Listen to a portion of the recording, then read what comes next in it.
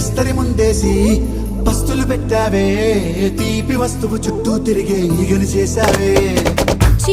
సిగ్గలేని మొగుడు కాలండాయ్ గుయ్ గుయ్ గుయ్ గుయ్ అంటూ మీదికి రాకుండా